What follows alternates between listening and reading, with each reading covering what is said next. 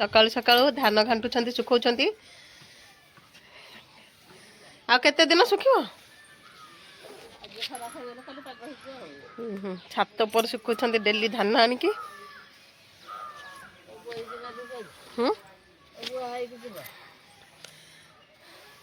हालिया लगुनि हे भज हालिया लगुनि रात सारा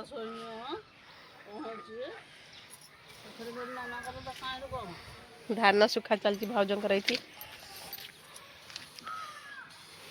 काली सिझेइथिलो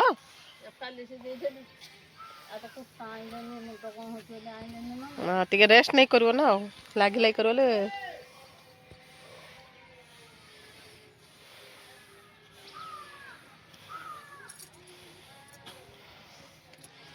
देख ये हूँ ग्राम जीवन गाँव जीवन ये स्त्री मानकर धान शीत दिन आसिले धान सिझेबे धान सुखेबे उसिना खाइबार मजा बाहरी पड़िबो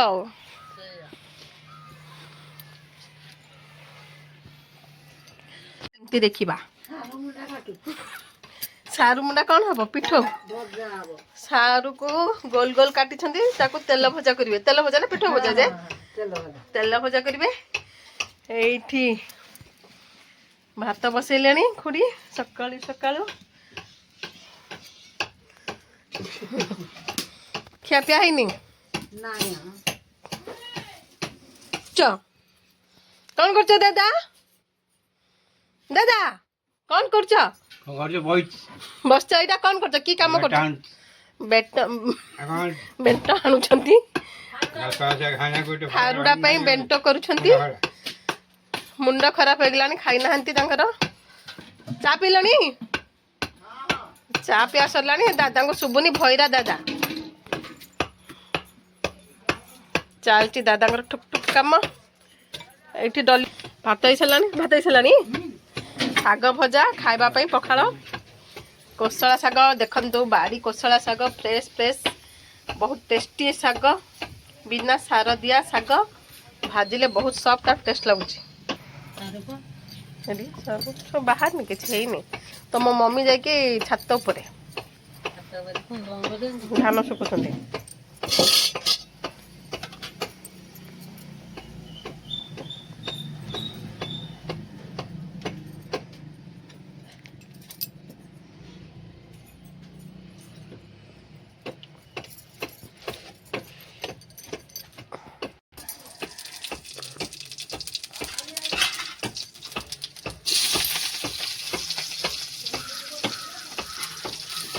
झाड़ा वाला से काटी जो गाते वाला ने काटी जो के तो मने मोर बाई जाओ तमे सिना टिके दूर रहि जइछ फोन कले को दूर होइतले सा टेंशन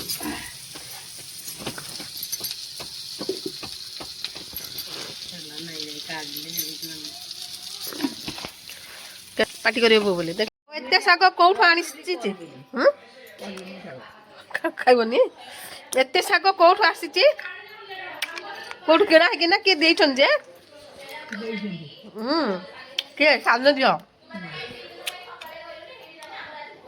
एटा भुवनेश्वर साग आसी बंगर प्रिय बोली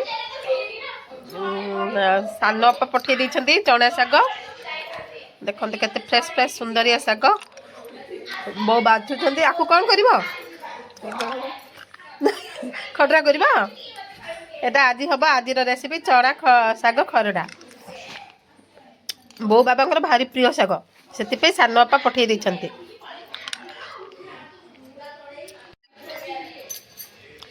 बोंगर शाग भारी प्रिय शाग ए वर्ष केते थर खाइलन बो सेकंड थर थर्ड थर ना चार पांच थर गला आम सान बापा भुवनेश्वर 4-5 थर पठे देले बोंगर प्रिय शाग बोले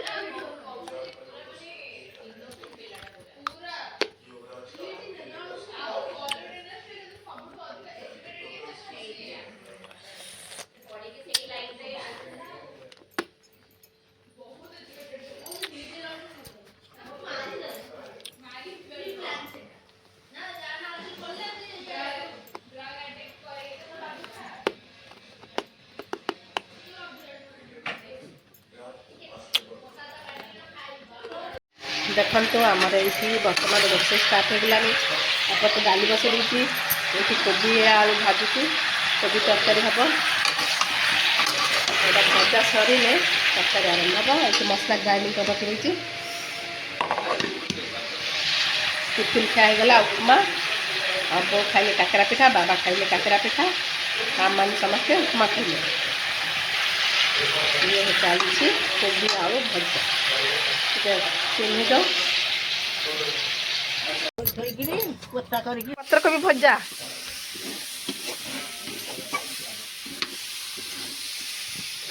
ସାରୁ ସିଝି ସାରିଲଣି?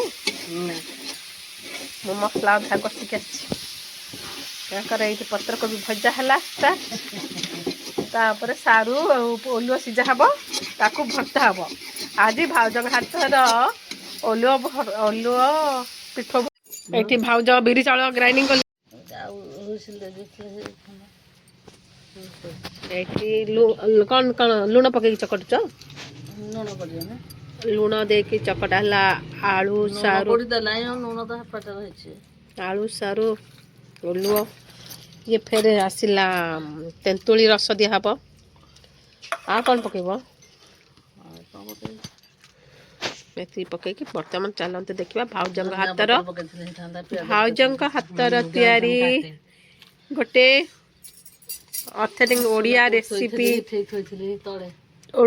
ଓଲୁଅ ପିଠଉ ଭଜା। ଚାଲନ୍ତୁ ଗାଁ ଷ୍ଟାଇଲର ଓଲୁଅ ପିଠଉ ଭଜା ଦେଖନ୍ତୁ। ମସଲାରେ କ'ଣ କ'ଣ ବାଟିଛ ଭାଉଜ? ପିଆଜ ଜିରା ଲଙ୍କା ଗ୍ରାଇଣ୍ଡିଙ୍ଗ ହେଇଛି। ଇଏ ଓଲୁଅ ପିଠଉରେ ପଡ଼ିବ। ଅନ୍ୟ ଦେଖନ୍ତୁ ଓଲୁଅରେ ପଡ଼ିଲା। ତାପରେ ଲୁଣ ପଡ଼ିଲା। ତେନ୍ତୁଳି ରସ ଦିଆହେବ। ତେନ୍ତୁଳି ରସ ଏଥିପାଇଁ ଦିଆଯାଏ, ଓଲୁଅଟା ବେଳେ ବେଳେ କୁଣ୍ଡେଇ ହୁଏ ତ, ଆଉ ତେନ୍ତୁଳି ରସ ଦେଲେ ସେ କୁଣ୍ଡେଇ ହବନି। କ'ଣ ହୁଏ? କୁଣ୍ଡିଆ ରୋଗ ହବନି? ଆଉ ଓଲୁଅ ଖାଇଲେ କୁଣ୍ଡ ହେବନି? ହଁ। ଆଉ କ'ଣ କହନ୍ତି ଯେ ସେଇଟାକୁ? ମୁଁ ଜାଣି ଗଲ ଗଲ ବୋଲେ କିଏ ବୁଝିପାରି? ଗଲ ଗଲ ମାନେ କ'ଣ? ନା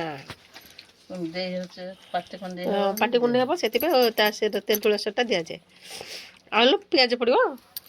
ହଁ ପିଆଜ ପକେଇବ, ଭେରସୁଙ୍ଗା ପତ୍ର ପକେଇବ। ବାବା ଦେଖିଲେ ଚୋବେଇ ଦେବେ। କାହିଁକି? ତାଙ୍କୁ ପସନ୍ଦ ନାହିଁ, ତାଙ୍କୁ ଦବନି? ତାଙ୍କ ପସନ୍ଦ ନାହିଁ। ତାଙ୍କୁ କାହିଁକି ଦବ? ତମେ ଖାଇଦବ। ହଉନି ତେଲ ସାର ହଉଛି ବସିକି। ତେଲ ନ ସରିଲେ ଆଉ ରୋଷେଇ କେମିତି ହବ? ସବୁ କାର ମଞ୍ଜି ସହିତ ମଞ୍ଜି ଖାଇ ଦଉଛ ଆହୁରି?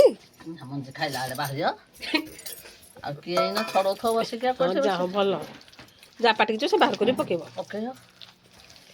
ଦେଖନ୍ତୁ ପ୍ରିପାରେସନ୍। ଆହୁରି ପାଣି ପଡ଼ିବ କୋଉଠି?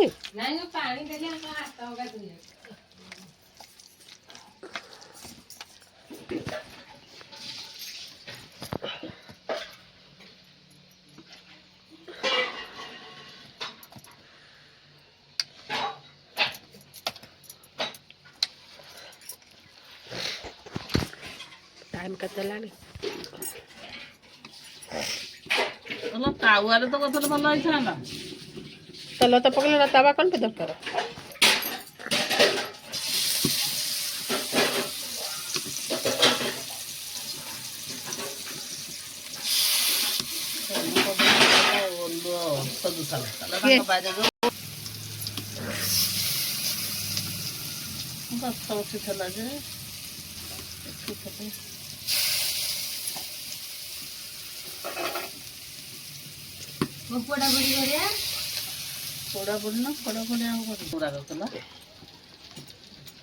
କାଠ କାହିଁ ଜଳୁନି ବିଲକୁଲ। କୁଆଡେ ନେଲା ଯେ ମୁଁ ପୁରା ଅନେଇଥିଲି। କୁଆଡେ ନେଲା ବୋଲି ମୁଁ ଜାଣିନି। ମୁଁ ଦେଖିଲି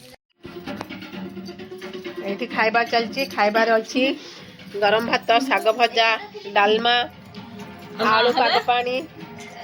ଏଇଠି ଦର ପୋଡ଼ା ଆଳୁ ପାଗ ପାଣି, ପିଠଉ ଓଲୁଅ ପିଠଉ ଭଜା, ପତ୍ରକୋବି ଭଜା। ଇଏ ଖାଉଛନ୍ତି, ମ୍ୟାଡ଼ାମ ଖାଉଛନ୍ତି ପଖାଳ ଭାତ, ଆଉ ଭାଉଜ ଖାଉଛନ୍ତି ଗରମ ଭାତ। ଲକ୍ଷେ 2 ଲକ୍ଷ ଟଙ୍କା ଛାଡ଼ ହେଲା। ଡାଲି, ଇଏ ହଉଛି ଡାଲମା ଦେଖନ୍ତୁ କେମିତି ଲାଗୁଛି ଭାଉଜ ପିଠ ଭଜା ଭଲ ଲାଗୁଛି ସ୍ୱାଦ ଭାଉଜ ବନେଇଛନ୍ତି ଓଲୁଅ ପିଠ ଭଜା ଟେଷ୍ଟି ହେଇଛି ୟାମି ହେଇଛି କହୁଛନ୍ତି ମାନେ ମୋ ଗୁଣର ପୁଅ କେଦାର ହୋମ କରିଛନ୍ତି ମାନେ